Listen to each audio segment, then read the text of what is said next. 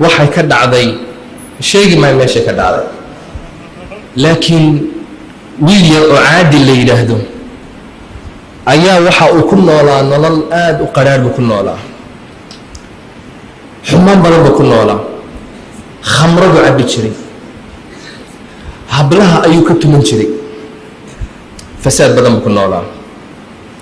gabdhaha ayuu meelaha ka ugaarsan jiray waxa uu maalin uu helay gabadh la yidhaahdo rabaab la yidhaahdo oo ardayada oo jaamacadda dhigata ayuu helay telefoonkeeguu helay wuu u telefooniyey wuu la hadlay si wanaagsan bay u sheekaysteen hablaha intuu saasoo kale uu yahay uu la hadlo ayuu marka dambe kuula ballamayey oo xumaan buu ku samaynayay gabadhan iyadu way khashiftay oo waxay tiri may arki maysid telefoonka ama ku sheekaysanna weligeen lacag badan bay kaga dhamaysay telefoonka maalin walba u garaaca waa u sheekaysaan bes laakiin inuu la ballamo way iska diiday markii dambe waxaa kulan ku guursadaan rabaa xumaan ma rabo waxaasuu ku dul akhriyey waxa uu ku yidhi guriga aan kuu diyaariyey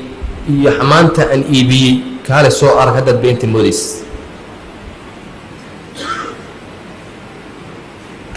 waxa uu wadaba way soo jilecday gabadhii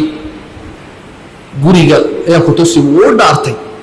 wuxuu ku yidhi wallaahi alcadiim inaanan rabin xumaan hadalkaagu manaag caqli badan baad u eg tahay waxaan rabaa bes inaan ku guursado gurigana soo arag maalin subaxa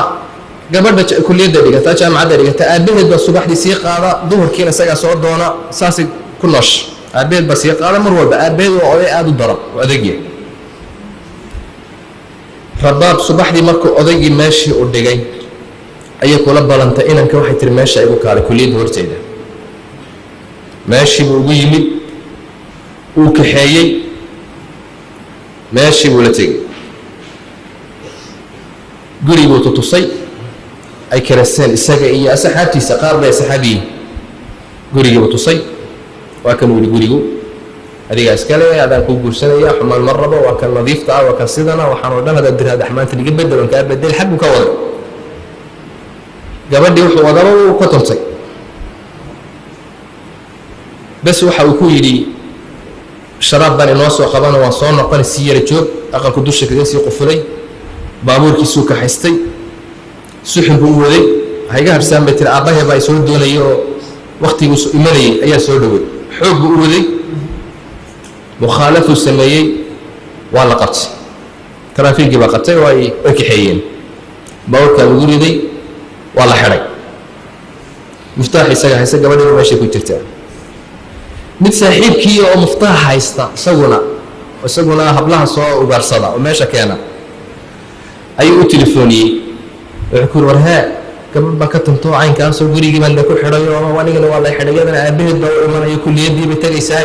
bal dee gabadha hore orod tagoo ka fur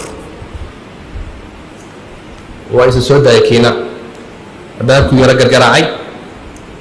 gabadhii maxay ku dhex ooyeysa allah aabbahay baa imanay alla maxay heeliyey alla waktigii baa gaadhee alla saasay haysa uu ka furay inanka xaamid baa la yidhaahdaa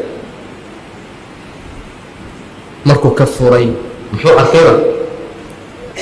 waa walaashi gabadhani waa walaashi xaggii buu naxdin iyadiina naxdin xaggii baa waxa uu yidhi ma xumaan baad keentay karaamadayadii baad maaragtay ku ciyaartay sharaftaydii baad ku ciyaartay timahaygii wuu jijiiday xaggiiba moot middi ayuu ku geliyey sidaas ayuu ku dilay walaash isaga soomaalida maxay tidhaahdaa god haddaad qodid dheerayn haddaad dheeraysid inaad ku dhici doontidna mooyaane yacni is-ilaaliga haddaad walaalkaa god aad u qodid aad ha u dheerayn waxaa laga yaabaa inaad aad ku dhacdide aad ha u dheerayn marka haddaad qodaysid waxa uu rabay hablaha kale iyo xumaanta kale iyo fasaad waka walaashii baa lagu soo riday godkii akhiiran iyadii ayuu dilay